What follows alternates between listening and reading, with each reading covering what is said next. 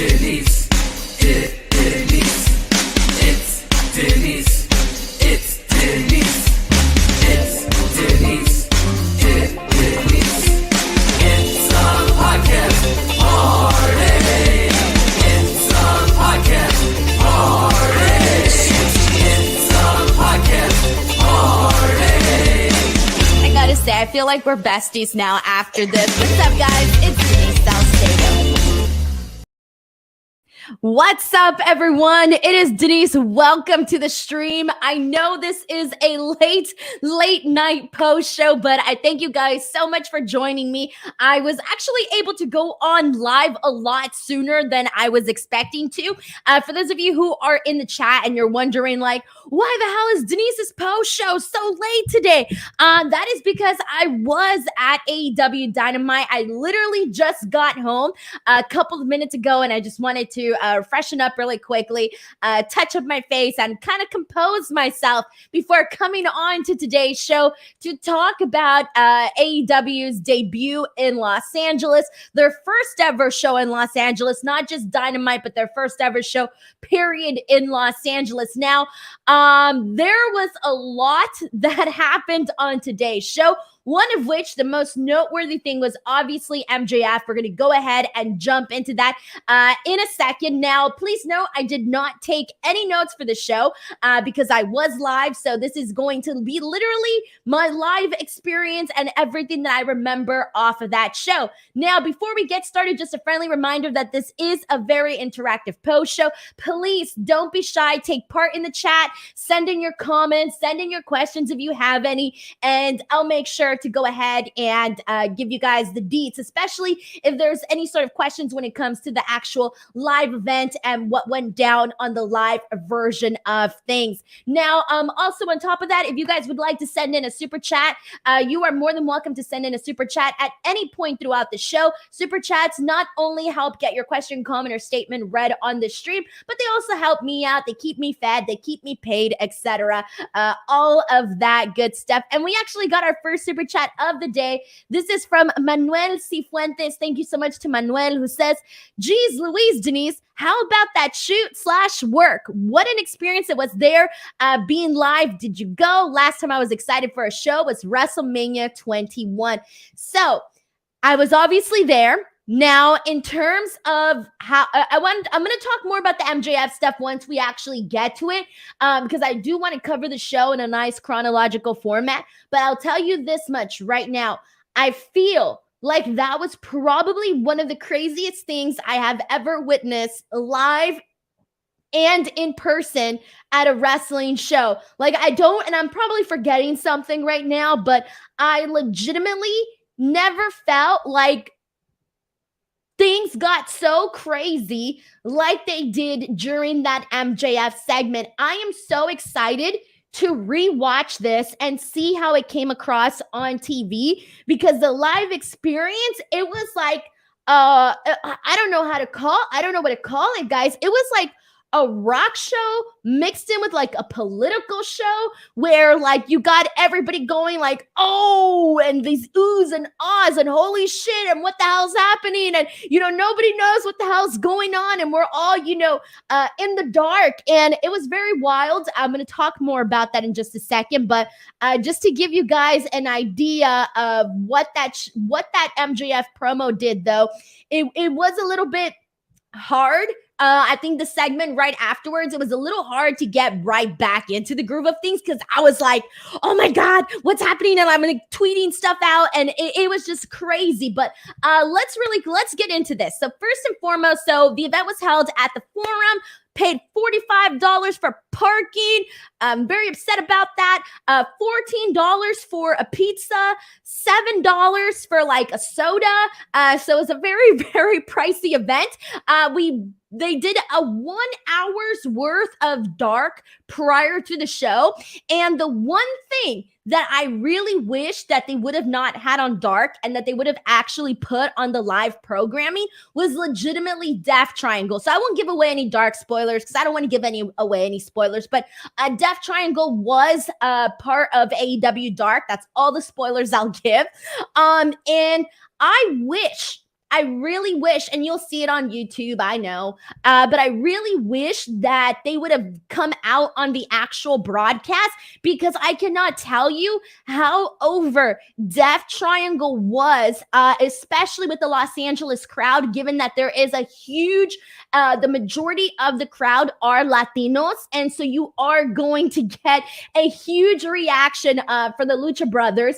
And my God, if you would have heard the reaction they got, you would have been like, dude, why didn't they like open up the show or something? People went freaking nuts, and it's kind of a waste that they were on AEW Dark and not on Dynamite. So I'm gonna say that one more time. They should have been on Dynamite so that you guys, the TV people, and everybody would have seen the reaction that they garnered in that building. On top of that, at the end of the show, Jon Moxley did announce, and I don't know what the official number is, because he just said that there was 15,000 strong people inside the Los Angeles Forum. And I'm sure it's like 15,000 with some change. I just don't know the exact number. That he just said 15,000 strong. And for the most part, by the time that AEW got started, the building was pretty much full. It took a while to get the people in there, like 10 minutes prior to the show. I would say it was like 70% full, the building. But by the time the show actually started, every seat was pretty much filled, and people were hot, man. I don't know how we came across on TV. Based on the tweets that I've seen so far, I've seen a lot of people put over this crowd here tonight. But on in person, I knew that it was going to be loud, and I knew that the crowd was going to be hot for Dynamite. The second that Dark went on, and people were like popping for everything on Dark, like some of the things that you probably wouldn't think would get like a decent reaction, got a decent reaction. And I was like, yeah, people are going to be super hot for Dynamite. So that's kind of how things went down in the beginning. Now, let's go ahead and hop into the show. Let's talk about what actually went down. So, in the beginning, they when they announced, I think it was Justin Roberts or something, when he announced CM Punk, it wasn't the actual entrance, but they announced he mentioned his name or something prior to the show, and I kind of got a little worried because the crowd started booing. Like, people were booing CM Punk. Like, there was a group of people, and then you guys started getting all these like cowboy shit chants, and I was thinking, what the frick? Like, what's going on? Is CM Punk not over here? What's happening? But then the second CM Punk came out, it was totally different freaking story. It was just a loud, massive pop for CM Punk, and I was worried at first because I didn't know what was happening with the reactions, but the people definitely were there to cheer for CM Punk. And now, keep in mind, I have now seen CM Punk in Chicago. I've seen him in Las Vegas, Minneapolis. So I've been to all of these crowds and all of these reactions. And I would say that after Chicago, Los Angeles was right up there in terms of how they reacted to CM Punk. It doesn't beat Chicago because, you know, Chicago's his hometown, so that's going to be unbeatable when it comes to CM Punk. But regardless, the reaction for him was at a freaking sky high. So we ended up having CM Punk and FTR take on Max Caster and the Gun Club, Austin Gunn and Colton Gunn, etc. So this match I thought was fun. There was like a minor slip up for CM Punk when he slipped off the springboard. That it didn't look good. I was like, oh no. And especially coming off of CM Punk messing up the buckshot lariat at Double or Nothing. I did kind of feel bad seeing him again slip off the ropes again tonight. But for the most part, once he hit the elbow, he was able to get the people, you know, back into the match, because the crowd had a big reaction when CM Punk slipped. They were like, "Ah, like, dude, like, come on, we're rooting for you here. You're falling, like, come on, dude." So that was a pretty funny there. But they were like, even in the parts of this match that weren't that great, the crowd was really on it, you know, chanting for the ass boys. The ass boys, man, they were. It's not that I would say that they were over. It's more so that the chant ass boys to me is over, because everybody just kept wanting to chant ass boys.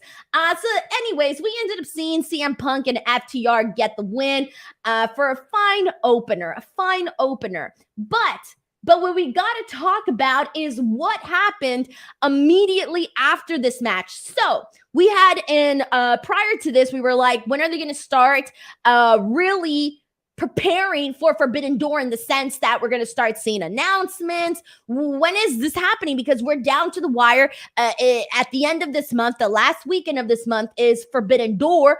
And so we really don't have any matches set or anything like that. So people were expecting to see something brought up for Forbidden Door during the show. And CM Punk cut right to the chase. Immediately after, he's like, who do you got for me? Come on, like, who do you got with the Forbidden Door? Who do you got for me? And lo and behold, the ace, Hiroshi Tanahashi, he comes out, and, he comes out to I would say, pretty decent reaction, because I do think half the crowd was like, oh shit, it's Hiroshi Tanahashi. And then the other half was like, who is it? We can't see. So it did take a second, because you couldn't really, I think some people were a little bit confused with what was going on, but there was a nice little reaction there for Tanahashi, which was nice. So that was pretty cool. I think that afterwards, they had a little bit, I don't know if this came out on TV, but they had a little bit of like a stare down. And then finally, Tanahashi was standing there for a while, and then he finally went back. So that's interesting. I don't know, because I wasn't listening to commentary. I don't know if they've made the announcement of what the official match is going to be. And maybe the chat can help me out here. But did they say it's going to be Tanahashi, CM Punk, or is this going to be a 6-man? Because I was expecting CM Punk, FTR, against possibly Tanahashi and God. And I don't know if anything has been said since it's hard, guys, because I'm not looking at the screen and I don't know what commentary is saying during these live events. So help me out, chat. But in the meantime, we do got a super chat here from Andrew Cook, who says, Denise, you lucky dog to have been there tonight. Karma just French kissed you all over for your hard work. Thanks for telling us what it was like. Yeah, and there's still so much more, man. I haven't even gotten to the meat of this conversation just yet. But thank you so much, Andrew, for sending in this super chat. And everybody here is saying they hinted at Punk Tanahashi, but nothing was announced. Right. That was my initial reaction, CM Punk Tanahashi, that's what they're hinting at. But I have a feeling that they may not be hinting at a singles match, though. I have a feeling it's going to be a 6-man, especially since they haven't said anything officially. I think it's going to be a 6-man. Now, I know everybody's saying one-on-one for the AEW title, but that's what I initially thought, but for some reason, I have a feeling it's going to be a 6-man, but we'll find out once they actually give us the official, it's going to be a one-on-one or whatever after that. And Sheldon Jackson says they just plugged the pay-per-view right after that. Okay, thank you to Charlotte MM1989, who says Tanahashi was motioning that he was taking the belt. See, that's interesting, because we know that's not happening. And I'm like, are they going to, like, if they do Tanahashi, CM Punk, are they going to actually give Tanahashi a loss here against CM Punk? Like, that's the only reason why I don't think it's going to be I prefer it to be a one-on-one match, but because I can't see them having Tanahashi lose to CM Punk, but he's not going to take the title. So I don't know.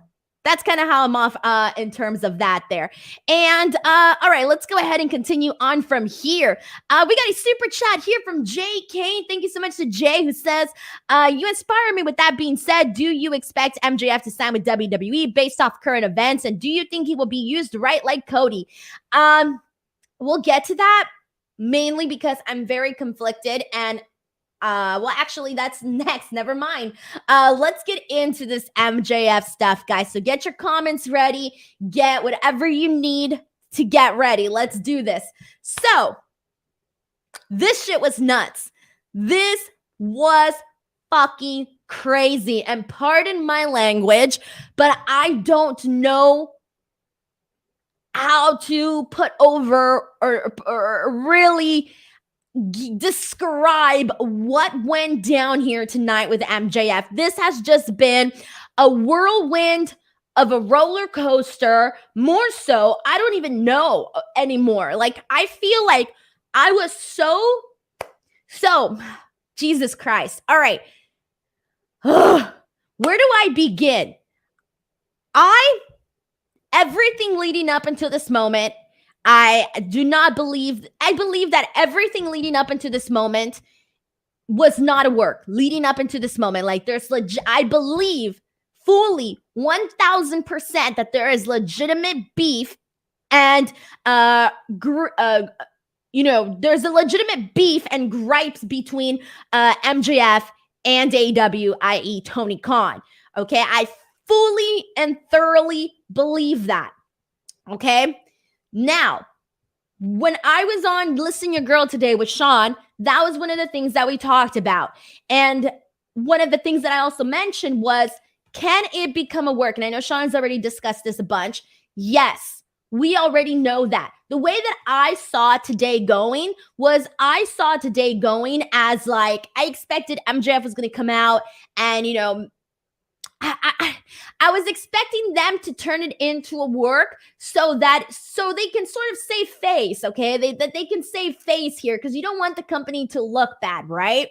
Well, then MJF comes out and, he's there, he's live with a live microphone, and he basically tells the crowd, so first of all, he comes out, he's booed, okay, and this is the thing you need to understand. When this first started, he was being booed. Then as he kept going, he turned the crowd completely, and the crowd was for him. The crowd was cheering for MJF because they were, buying what he was saying, and they agreed with a lot of what MJF was saying. And then he would say something else, and then afterwards, this would turn the crowd back where they start booing him. Then there'd get cheers, then he'd get boos. It was a freaking mess, okay? So then MJF basically kicks this off and he says, I'm not talking as MJF right now. I'm talking as Maxwell. So basically trying to take down the persona, I guess. Now, he starts talking about the situation between him and AEW, and he starts going off, and he's there for several minutes. He starts talking about how, what the days were like when AEW first got started and how things ended up changing. And what he ends up going into is he starts basically talking to the fans and saying how they don't know shit, their opinions are crap, and how they didn't even have his back and this and that, and how the crowd, 1 minute has his back and the next minute they don't. So he's talking about that. And then from there, he goes into what was my favorite part of this, is where he starts talking about the money. And he starts basically saying that Tony Khan, even though MJF is a legitimate draw because he says he has higher standards, he's like, people can come out here and they could be all right. They could be good, but I got to come out here and I got to be great. And he was basically saying, like, I don't miss. When you compare me to everybody else, I do not miss. I come out here and I do great work. And honestly, for those of you here who have been watching Dynamite and, AEW product in general, you know that that is legitimately true. MJF does not go out there and flop. He does not flop. He does not fail. He goes out there and he has some of the best promos. He's up there in terms of, the top promos. Other people that I can think of, Kingston, Jericho. Okay, but MJF is definitely up there with top promo work, especially for a guy that prior to AEW was not really that known. So anyways, he's talking about how he's a minute-by-minute draw, and he's one of the top people, blah, blah, blah. And then he basically goes on to say, but Tony Khan doesn't want to pay me like that because he is spending all his money on ex-WWE guys. He said it, the 3 words, WWE. Ex-WWE guys, and he starts going off basically saying, like, if I would have been an ex-WWE guy, I would have been treated better and blah blah blah. And then he just continues to go off even more. He closes this out by calling Tony Khan a fucking mark. All right, that was MJF's words. That is what he said. And I believe, if I recall, if my memory serves me correctly, I think he said it twice. And then before you knew it, he's like yelling into the camera, and you can barely see the cameraman down there from what I was seeing. And next thing you know, all the screens go black. They all go black. Like, that was it. They cut him off, and I'm like, okay, they went to commercial. They went to the way that I saw it go down, it was like, emergency, he's gone off his rocker, let's go to commercial. That's exactly how this essentially went about.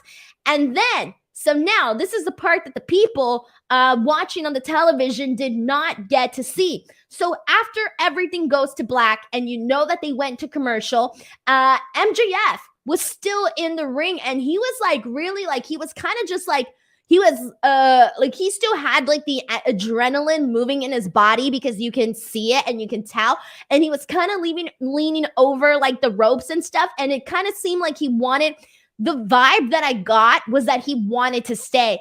I had a feeling that they were going to come back from commercial, and that he was still going to be there. That was the vibe that I got. That's what it looked like, what was going to happen. But then, so he's kind of, still in the ring. And then I look to the stage area, and CM Punk comes out. Now, CM Punk was in the opening match. He comes out, and the guy is like limping, okay? He's walking very slow. He doesn't come out with a microphone or anything. He's just walking out there. And from the looks of it, it looked like he maybe wanted to calm down MJF, maybe bring him to the back. I don't know what he wanted to do or what his intentions were, but he's out there. He's coming out there. He's limping. And MJF sees that, and he just slowly, like, before CM Punk can even get close to the ring, MJF just gets out, and he doesn't even like leave in a rush. He just gets out of the ring. He jumps the barricade, and like opens up the barricade. Like, he didn't have to jump through it, but like, he went through the barricade and ended up walking out just through the crowd. And by the time MJF was gone, CM Punk was like barely by like the ring entrance, like not by like the ring area, like he was on the side, but kind of like by front row over by the hard cam. So MJF just bounced, and then after that, CM Punk just walked back, and that was the end of it. That's what went down. And so let's get some thoughts here, because there's a lot to unpack here, because this, I don't know how to say this, but when I'm a little bit like conflicted in the sense that this was entertaining shit, okay? This was entertaining. I don't think like work, shoot, whatever. This was very, very entertaining. Like, the drama, it was there. The promo, it was there. The legitimate valid reasons for MJF to be pissed off at Tony Khan, it was there. It was definitely there, because I feel like unless you're like CM Punk, maybe Adam Cole, I'm trying to think of somebody else who I would say should be getting more money than MJF. There are a couple guys that, okay, they should be getting more money than MJF, but there are other guys that are probably making way more money than MJF and aren't doing or contributing or getting over as much as MJF. So I 1000% agree with, wanting more money. But do I agree with the way that, things were done before with the not showing up to the meet and greet? I don't agree with that. I definitely don't agree with that. With the possibly, when there was the whole possibility of him not showing up to Double or Nothing, I don't agree with that either.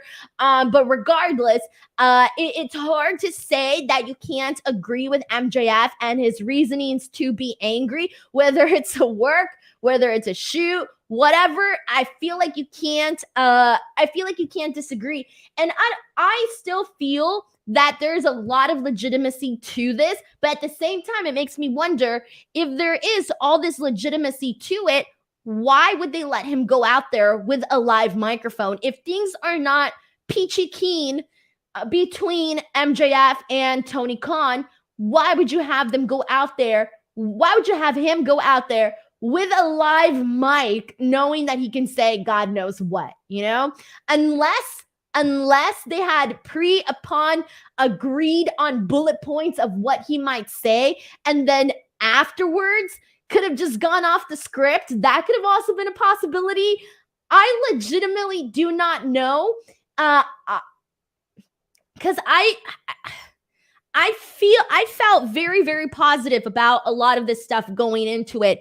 And now I'm still positive on everything that happened before, but now I do think that now they're just incorporating it into the actual story. So with that being said, where are we at on all of this? What do you guys think? Let's get some thoughts in here, man, because this was absolutely nuts. The crowd reaction to this was nuts, and this was the peak of the show, and it did kind of take it did take you out a little bit of everything that happened afterwards, because you were like, damn, like, shit, that just happened. And, people are analyzing things, thinking God knows what in their own minds, etc. But we got a super chat here from Juan Rodarte, who says that Dynamite was lit at the forum. AEW Live is something else. Denise, thanks for everything you do. Thank you so much to Juan Rodarte for this very generous super chat. Once again, guys, if you want to show support to this podcast while also getting your comment or question or statement read on the air, you can go ahead and send in a super chat. But let's see what you guys are saying. This is a comment from Timmy Buddy, who says, on TV, they musted his mic and then cut it back to black quick. That was the one thing that I was wondering too, is at what point, because again, I have not seen the televised portion of this. At what point did they go to commercial break? At what point? Because, dude, for us, like, he kept going. Like, it was the last thing I recall was him calling Toni Khan a fucking mark. And then he did mumble a couple more word stuff, but there was just so much hecticness happening that it's really hard to say verbatim exactly what he said right after that. But let's go ahead and get some more comments in here. This one is from Matt Charles, who says, best part about the entire thing was when they came back from commercial, commentary didn't sell it at all. They didn't even acknowledge that it happened. They recapped what happened with the CM Punk post-match promo, and they played it off perfectly. That is a comment from Matt. This is a comment from Ray Mungus, who says, CM Punk coming out was a nice touch. If people weren't already associating this promo with Punk's pipe bomb, then they would have served as the perfect reminder / connection. This is a comment from Saul P, who says, I don't care if it was a work or not. All I know is that MJF is the truth. That was a classic. And let's get some more in here, guys. We're getting tons of comments, so I'm trying to pick out some of the best ones here. This is from Joseph, who says, I feel for Wardlow. The guy was supposed to have a Batista-like moment on Sunday, but now he is nothing, and he is ranked in the number 1's division in the latest rankings. When it comes to Wardlow, I feel like the follow-up tonight to Wardlow wasn't that great. I mean, like, he's in this match with JD Drake. I feel like we've even seen Wardlow JD Drake already. Like, I'm pretty sure I saw that somewhere, unless I just imagined it. I'm pretty sure I saw that already. And then on top of that, it was overshadowed. The MJF situation has completely overshadowed. And don't get me wrong, Wardlow's still over. The people are still hot for him.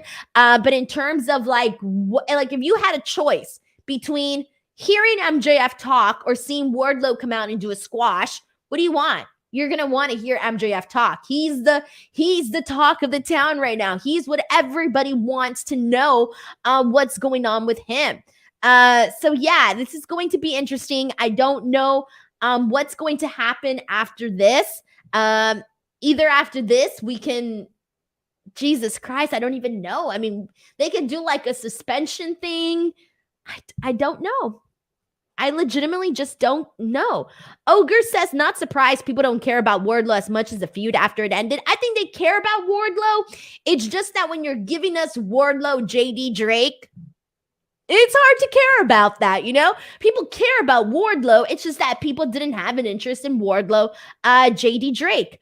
Let's see what else we got here. This is from Timmy, who says MJF seemed to start swearing and then they bleeped him before muting his mic. He then hit the mic a few times as they cut it off to black. Pro Wrestling Fan says this whole Dynamite was fantastic. Can't wait to go to AEW Live in my hometown. It was a really good show, guys. Steven says, such an amazing show. MJF's promo was fire. let's see what else we got here. I'm trying to get some more comments here about Wardlow. This one, or about MJF. This one is from Riff55, who says, I'm interested in seeing where this lawsuit goes with Wardlow, though. But yes, it was very much so overshadowed by MJF. But to be frank, just about everybody and everything on that show was overshadowed. Yep, it was. ZMF89 says they bleeped him after effing Mark. Yeah, they bleeped. Okay, so they bleeped him after that, and that was the ending that you guys saw. That was pretty much the end. He did scream a couple of words afterwards, but I don't even remember what was said after that. It was just like the big moment was the calling him a mark and all of that. And then after that, it was like, shh, done, finished, finito. We're going to commercial break. Let's see what else we got. We got so many comments here. This is from Haj Gulashi, who says, it was a great story, but of course it wouldn't make him more interesting than MJF. Now starts Wardlow getting himself over. He had a great launching pod to start. I think they needed to move him into a title picture, a stat after this, because right now it kind of feels like they're trying to figure out, hey, where do we go from with Wardlow now? It kind of feels to me like they're not maybe completely sure which direction to go with him right now. Squirreless says they should have had Wardlow taken off TV after the match due to a 60-day non-compete clause in his MJF contract and have him come back with a bit of a different look. Can you imagine that? Oh my God. All right. Let's go ahead and continue on. Michael says, I go to F4W online to hear the latest reaction to the show, and it's the girl who parked next to me at the forum. So random. What's up, dude who parked next to me at the forum?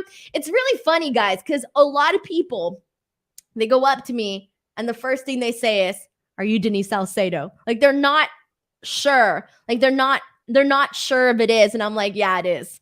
But it's really funny, though, because that's the number one question that I get is, are you Denise Salcedo? It's a question. Always a question.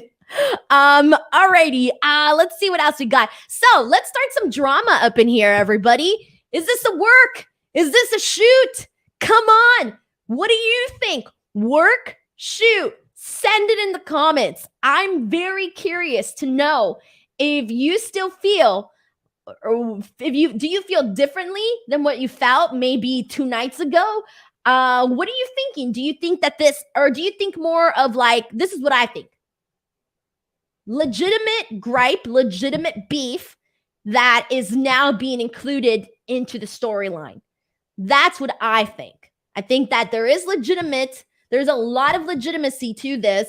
It's just that now it's being worked into a storyline. But I still believe that there is drama between MJF and Tony Khan and AEW behind the scenes. Let's get the drama up in here. I want to start some drama here in the chat. All right, let's see. Ken Boy, work shoot promo by MJF. Anthony Analog says it's a bad work. I had somebody very passionately tell me that they do not like this, and they expressed to me why they didn't like this. And so there are people that believe that this is if this is a work, it's a bad one, because they see it as MJF looking bad, and they see it as AEW looking bad as well. And I don't necessarily disagree entirely with that. John says work. Davin, work. Bonkers, work. Doppelganger, work. The Worst Gamer says definitely a work now. Saul P, shwork. Adrian Garcia, shoot work. We got a lot of people kind of feeling like it's definitely a work now. Shwork, a shwork. There you go. That's good. I like that. Let's see. Samuel Aiken says it's both. And this is from Matthew, who says, I'm 23 years old and ranked this promo just beneath Pipe Bomb and The Miz talking smack, because it's very hard to believe TK wouldn't pay MJF. He's not making I don't think he's making that kind of money. Like, he ain't making like CM Punk money, guys. Let's see what else we got. And April Garza says, in Rihanna's singing voice, work, work, work, work, work. Oh man, I heard that in my song. ZMF89 says it's a work now. That promo was a work shoot, but the story is now a work. Everybody before tonight, he says everything before tonight definitely legit. Whatever meetings they had, they came to some sort of agreement. Oh man.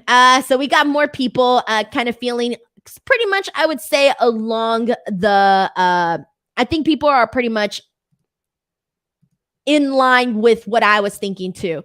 In terms of started as a shoot, now a work. All right, let's see what it has. Yeah, Shwork. That's what everybody's putting in here. Brandon Charles Powell says it's interesting that commentary didn't address it afterwards. Maybe that's by design, though. Again, that's the big question. I wonder if we're ever going to find out for reals. We will. We legitimately will.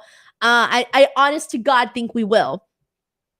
Man, especially because like my favorite part in all of this was when MJF started saying like, because it's, if you think about it, it's kind of true. Like if you're an ex-WWE guy, you're getting them the money, you know? Like you're getting money, man. Can't disagree with that. When he said, do you think I would have been treated better if I was the next WWE star? That shit, that you felt that in your bones, man. You felt that in your bones. Honest. You felt that in your bones. Alrighty, man. That's a lot. Anyways, before we move on, if you do watch the show on a replay, let us know what you guys think. Give us your expert analysis. Even though MJF says your opinion is trash, my opinion is trash. All of our opinions are trash, according to MJF. So, moving on from this, we're moving on. The uneducated marks. We are now moving on. Jesus. All right. So after this, we got the return of Miro. That is right. Miro is back. I don't know. I wonder if he's just going to be back for like this show, or if he was literally just on this show because he's out here like doing Hollywood stuff. Like I have a feeling like he was just back for this show literally because he was doing Hollywood stuff. Now I feel very bad, but this was the match that I could not get into legitimately, because even though I was like, yay, Miro's back, I was just so focused on what had happened with MJF that it was kind of hard to actually focus in on this match with Johnny Elite and Miro. But Miro did return, the Redeemer. He's back. He got this win over Johnny Elite with the game over. So this was perfectly fine. But I wish I would have paid a little bit more attention to this one though, because I was just on Twitter trying to figure out what the hell was going on and what people were saying about the MJF situation. All right, let's go ahead and jump into the Jericho Appreciation Society promo. He comes out here, and this was one of the themes of the night too. Everybody kept cutting their music. Nobody wanted us to jam out to anybody's songs, man. Like Jericho cut his music, Eddie Kingston cut his music. Everybody was like, nah, let's just cut the music, man.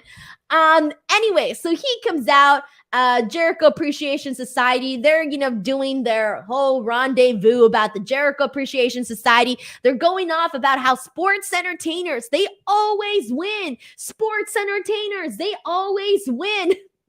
And then they ended up getting interrupted by Eddie Kingston and William Regal. And this all led to William Regal saying that they're going to have a blood and guts match. So that is all that this essentially led up to. Now, I do have a funny thing to tell you guys. Also, we're also going to be getting a hair versus hair match between Jericho and Ortiz at the freaking Jesus, I'm already blanking here. But we are getting the hair versus hair match. But let me tell you what happened after the show, because this ties into this. So after the show, I'm going to skip around a little bit. But after the show, Jericho was standing outside so he was standing outside of the ring. Now, did you guys all see when Eddie Kingston came running in? Did you guys see when Eddie Kingston came running in? Because when he came running in, he almost ate shit. I felt so bad. Eddie Kingston literally almost ate it. Like, he was running like full force, and he was like barely making it to Chris Jericho. Completely almost ate shit. I don't know if that came out on television or not. Okay, thank you. Bobby C says yes. We saw Eddie wobbling down to the ring. Oh man, I felt so bad for Kingston, but damn, dude, I thought he was gonna fall. I like Ortiz cutting the hair off of Jericho, and Jericho basically going off about how like his hair is worth more than his entire everything. That was really funny. I love this. This was good. So I am looking forward to that hair versus hair match. That's good stuff there. All right. So, Kenny Williams says, Denise, even during Jericho's entrance, he stumbled at the same spot. Did he really? Maybe I'm assuming there was some sort of like, I don't know. There was probably something going on the floor, maybe like a tape or a wire or something that was probably causing that. People kept slipping, apparently. I didn't notice that. Hal Kaiser says, almost a Titus O'Neil moment. Dude, that moment will live on. Like, that is the best moment ever. I will never, ever forget that. Anyways, blood and guts is happening. We all knew this was leading to blood and guts with the JAS. We all knew that was going to happen. So moving on from this. Alrighty. Let's go ahead and get into probably one of my favorite matches of the night. And this was the 10-man tag. This was the Young Bucks and Red Dragon and Hikuleo defeating Jungle Boy, Luchasaurus, Christian Cage, Darby Allin, and Matt Hardy. Now, I feel bad, guys, but I wasn't feeling Hikuleo in this match, guys. He was the only one where I was like, ooh. I thought some of his spots during this were bad. I was not that big of a fan of Hikuleo during this, so sorry. But other than that, everybody else was like on it. This was so much fun. You saw Luchasaurus and Jungle Boy do their double moonsaults. You saw the Young Bucks obviously do all of their super kicks back and forth. Matt Hardy doing a spot where everybody's chanting delete and he's just smashing everybody's face into the turnbuckles. That was so much freaking fun. All of it was really good. This was probably like, I think this was the thing that I think got the crowd like back, because again, after the MJF thing, it was like, shit, the show really peaked up there and it peaked so early on. But this match brought everybody back and kind of got everybody back into the groove of things. So this was good. I really enjoyed this. Again, the only person that I honestly wasn't a fan of during this was Hikuleo. So, but everybody else was perfectly A-okay. And this is a comment from Kenny who says Hikuleo seemed off. Can't blame him. I don't think if he's been in there with any of them. I don't know, man, but he just did not look good. He didn't. I also saw him at New Japan Strong, and I wasn't impressed then. And then I saw him today at Dynamite, and I'm not impressed here today either. So I don't really know what to say about that. But whatever. Everything else was good. All right. We got people putting over, obviously, the 10-man. People calling it the match of the night. And yeah, I agree with that. I definitely agree with that.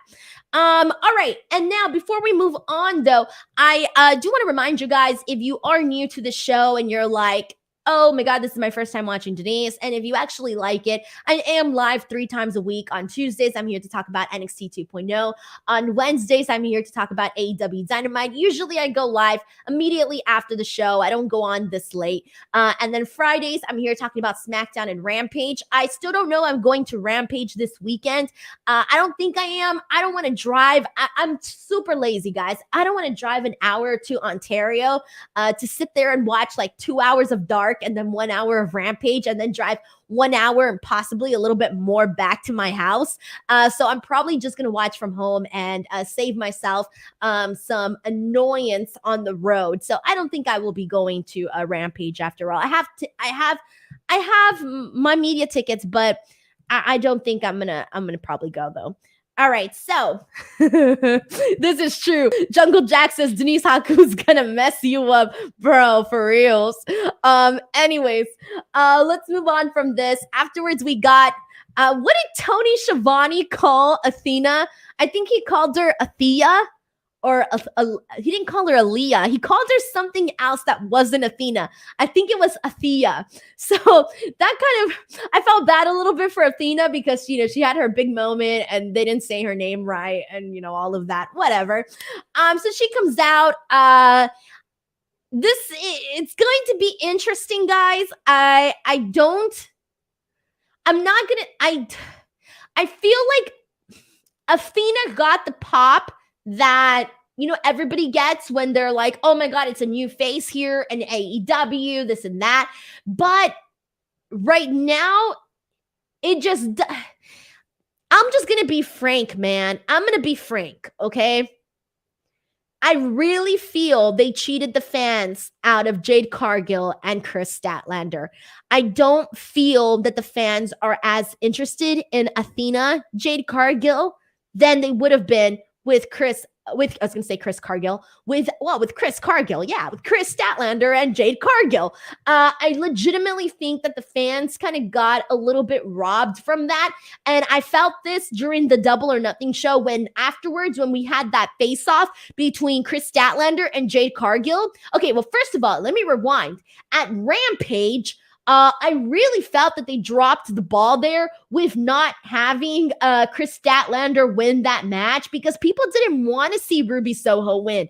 They didn't want Ruby Soho to win this. And it was unfortunate because it put Ruby Soho in a really icky spot. Like, she's supposed to be a babyface. She's supposed to be liked. And the people were booing Ruby Soho because they wanted Chris Statlander to win. And when Chris Statlander almost got the win, you should have seen the pop. I was there. You should have seen the people reacting to Chris Statlander almost winning this match, and then she did it.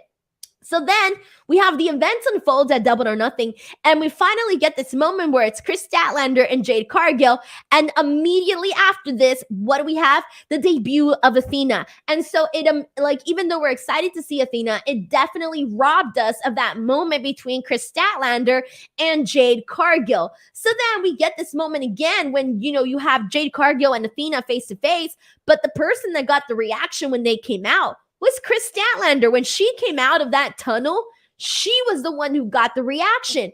So I do kind of feel like this is, it almost feels like they're forcing us down a certain direction when I think the fans wanted to go a completely, entirely different direction. Now, if they do Athena and Jade Cargill, which from the looks of it, they are, I do not think that Athena should defeat Jade Cargill. I think it would be a very bad idea if they were to have Athena defeat Jade Cargill because Jade Cargill is kind of like, they have put so much effort into building her, and say what you want about the in-ring work stuff. The woman is a star, man. The woman is a star. She looks good.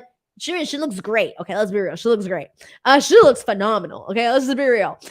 So I feel like they should not have Athena be the one to defeat Jade Cargill. Like, if you're going to have Jade Cargill be defeated by someone, I would probably go with Chris Statlander, only because Chris Statlander would gain so freaking much from that. She would gain so much from a win against Jade Cargill. And let's say it would have been Toni Storm. Let's say Toni Storm is the one to defeat Chris Statlander. Then on that end, I feel like it doesn't totally hurt Jade Cargill just because Toni Storm is like, a bigger star. But even with that said, even with that being said, I still wouldn't have Toni Storm defeat Jade Cargill either. I just feel like they've protected Jade for so long that now you got to be pickier. Like, you got to be pickier. When you go so long protecting somebody and making sure that person doesn't get beat, etc., you got to get a little pickier with your options in terms of like who you're actually gonna, and it's like if you're like, you've been waiting your whole life to find Mr. or Mrs. Right, and then you don't want to just go with anybody. Like, you waited so long, you might as well, you get a little pickier, So that's how I feel about all of this. All right, let's see what we got in here. And this is from Joseph, who says, Tony thinks Jade is the flavor of the month. He created a bout for her. The women's TV title match on Sunday wasn't that good. Not blaming Anna, and the criticism is on Jade's side. I think there's a lot of potential there with Jade Cargill. It's slowly getting there. We know that she's working there with, we know she's working with Bryan Danielson, etc. So she's working her way there. But we got a super chat from Brent M. Thank you so much to Brent, who says, "Hi Denise, all the love. See you Friday night in Ontario. I was just telling the peeps here up in the podcast that I don't think I'm going to be going to Rampage in Ontario. Again, I just don't want to drive to Ontario. It's just too much traffic and it's just a lot. I don't think I want to drive up to Ontario. I don't want to get, I hate going to Ontario. The traffic's just blech. It's blech. It's not good. All right. Let's go ahead and continue on. Let's see what we got here. This is from Matt Charles, who says Jade shouldn't lose the title anytime soon. She needs to dominate until someone like Statlander is the one to dethrone her. Whoever dethrones her, it's gotta be freaking worth it, guys. It's gotta be worth it. Ongoing Introvert says, whoa, a little shoot there, Denise. I'm always out here shooting on these podcasts. Jungle Jack says, Denise getting worked by the old switcheroo. I'm always on here cutting promos. I don't know what I'm doing, guys. I get easily worked up on these streams, guys. It doesn't take too much to work me up on these shows. All right, guys, let's go ahead and move on. We're gonna get to Wardlow in just a second. But before I do, I need to give a quick plug, ladies and gentlemen, to our lovely sponsors, Wrestle Rumble. Guys, this weekend, one of my followers actually won $1,000. I kid you not. They won $1,000 because they did the AEW Double or Nothing Pick'em contest, and they legitimately won $1,000. Well, now you have the chance to head on over to WrestleRumble.com and enter the WWE Hell in a Cell Pick'em contest. You answer prop questions about the pay-per-view, and the most points you get, the more points you get, you can actually end up winning $1,000. So if you're the person with the most points, you can go home with $1,000. Legit. The deadline to enter the Hell in a Cell Pick'em contest is on June 5th at 8 p.m. Eastern Time. Once again, the deadline to enter the Hell in a Cell Pick'em contest is June 5th at 8 p.m. Eastern Standard Time. You can go to the description box below. There are links there where you guys can click on those, get to the website, get to the social medias, all of that. You never know. Plus, it's also an extra fun. You get to quiz yourself and see if you can get some money. Once again, head on over to WrestleRumble.com. Link in the description box below. And please, guys, tag Wrestle Rumble on Twitter or on Instagram and let them know you heard about them on my podcast. And hopefully they can keep sponsoring me a lot longer. This is just a short-term sponsorship. And if I do a good sponsorship, then they'll sponsor me more. So please give some love to Wrestle Rumble. All right, and now I am back here. All right, let's continue on from here. Once again, guys, if you want to send in a super chat, you can. They keep me funded on these shows. All right, Wardlow defeats JD Drake. We kind of talked about this already. I do not think that this is the best follow-up to Wardlow. I think that they could have made this feel... They need to have him go for golds, guys. It legitimately feels like they're still kind of figuring out which direction to go with Wardlow. It's like, damn, he peaked when he wasn't supposed to peak. I don't know. The crowd is like, the crowd is hot for him, and they're excited when he comes out and all of that good stuff. But we don't want to keep seeing him, I think, in these exact same, squashes. Like, we're now past that. I think we want to see him in a different light, in a different picture, and I think that picture needs to include either the TNT Championship or hell, maybe even the AEW Championship. I would probably say more so the TNT Championship. So I do hope they do that. I didn't really think that this Wardlow JD Drake match was anything to be over the moon about. After this, Mark Sterling did come out and basically said that the security guards were going to be suing Wardlow. So that was a little ha-ha moment. A little ha-ha moment. Alrighty, and let's go ahead and move on from here. So after this, we got Ruby Soho and Toni Storm defeating Dr. Britt Baker and Jamie Hayter. Unfortunately, I think this was the only one of the matches on the show that I kind of wasn't into. I think this match could have been a little bit better. It was a little too slow, I think, at certain points of it. It just didn't keep the momentum, I think, that we kind of had going on the show. Like we were like, go, go, go, go, go. And then at this point in the match, it kind of really slowed things down on the show. So I wasn't too crazy about it, but it ended up being okay. Jamie Hayter, she's like out of these 4 women, she's definitely creeping up there in terms of like, she's kind of getting a little bit more over than Britt Baker. People were like, rooting for Jamie Hayter. Like she is getting over with the people. People are curious. They want to see what can be done with Jamie Hayter when she's not in the shadow of Britt Baker. And it was very, very crystal clear during this. But other than that, I think this match could have been just a little bit more exciting, I would say. Let's see what we got here. We got a super chat from Nick Grosso. Thank you so much to Nick, who says, Great work shoot promo by MJF. But where was the women's champion Thunder Rosa? Not even a mention. You wouldn't know who the women's champion is if you watched the show for the first time. So that was one of the things that I made a friend. At the show, really nice guy.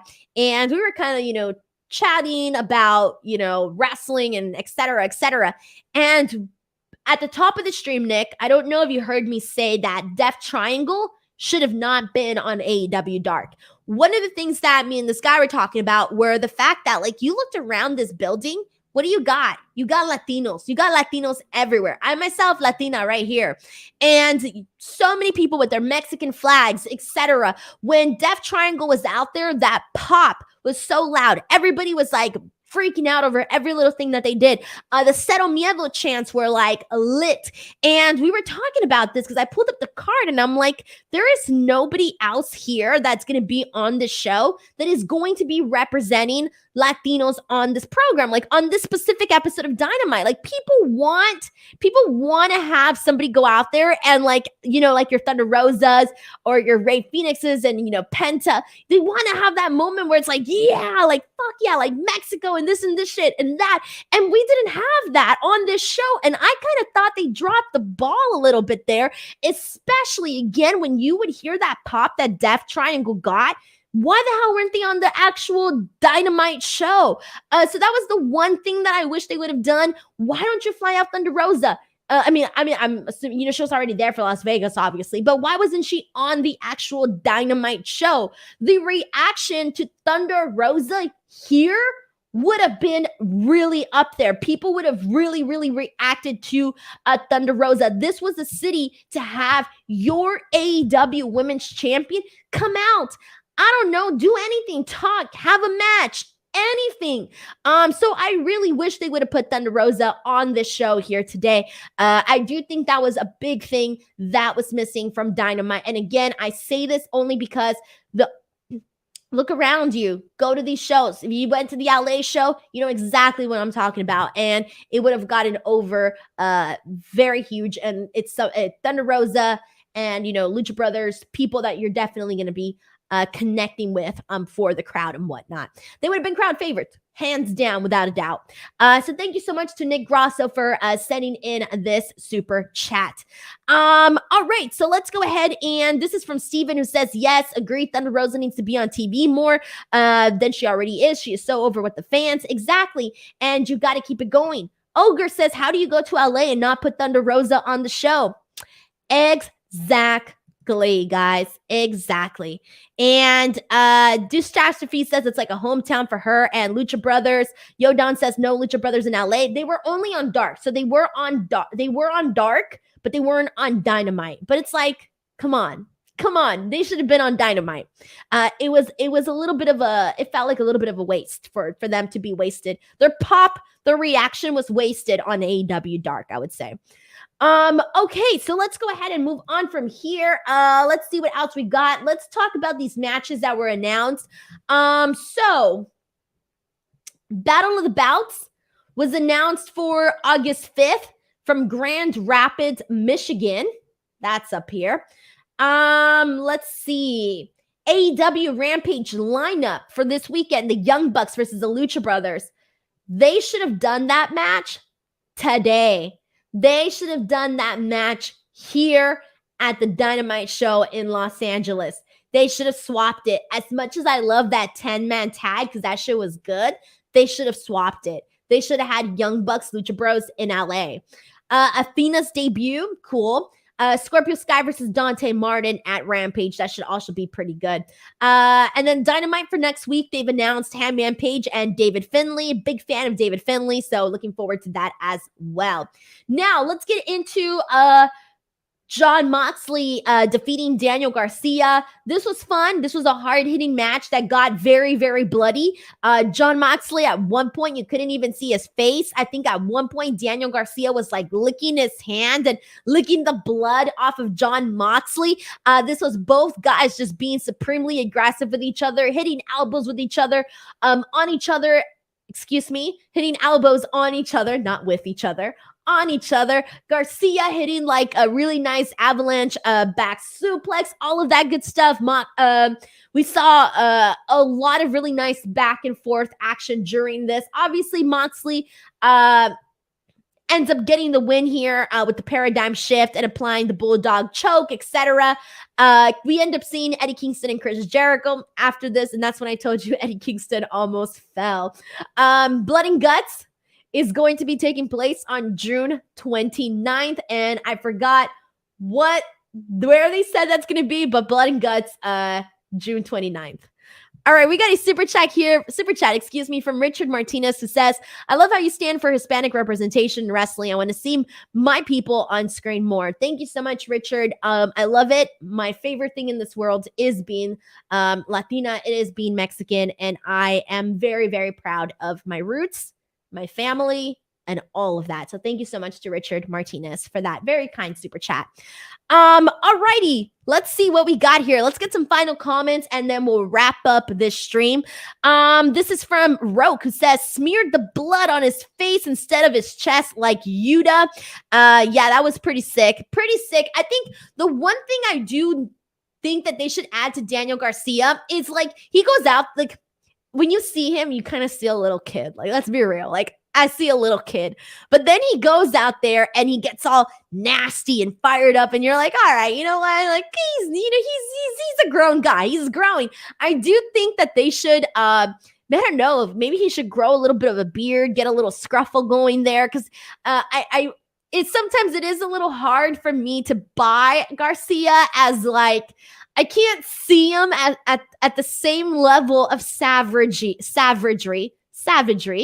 as somebody like Jon Moxley, you know, because Jon Moxley, like you look at him, he looks scary as fuck, right? You see Daniel Garcia, I don't really get the same vibe. So I really do think that they should maybe like rework the look a little bit, grow a little beard, I don't know, something there, just to kind of add a little bit like a rough and tough nature to him. But when he gets in the ring, he proves you wrong. But still, I think you need to have that like immediate, like, oh shit, like this kid is a scary kid, you know, especially with the style that he works, etc.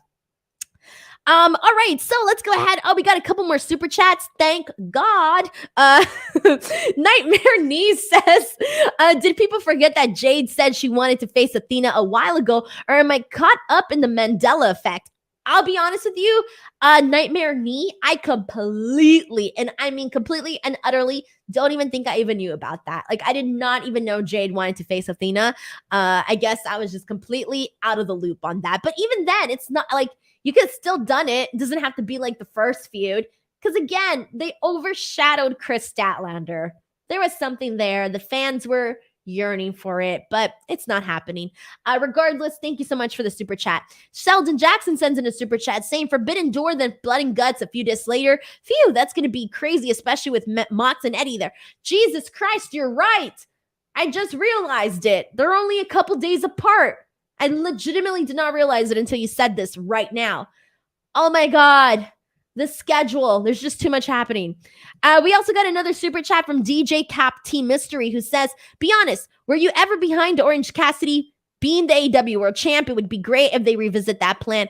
Was I behind it? Not so much. I like Orange Cassidy. I think he's a great talent and all of that. I freaking loved that triple threat match that we had with Pac and Kenny Omega and Orange Cassidy. I loved it, but I just think that there was other people on my list a little bit higher that I wanted to see as that I wanted / would like to see as AEW World Champion. So I don't think I was one of those people, So unfortunately, I wasn't on that boat. But that's not to say that I'm not an Orange Cassidy fan, because I do like Orange Cassidy. He's extremely talented. And the shit that he does, it's like, whoa. And you're doing that with your hands in your pockets. That's nuts. But thank you so much to DJ Cap T Mystery for sending in this super chat. Alrighty, everyone. There you go. That is our show here today. Thank you guys so much as always. I hope you had a good time. Thank you so much for staying up late to wait for me to do this show. You guys rock. Please help me spread the word about the show. Tweet me. Let me know what you guys thought of it. Tag me so I can retweet you, etc. Please help me spread the word about the show so I can continue it going, continue keeping it going, etc.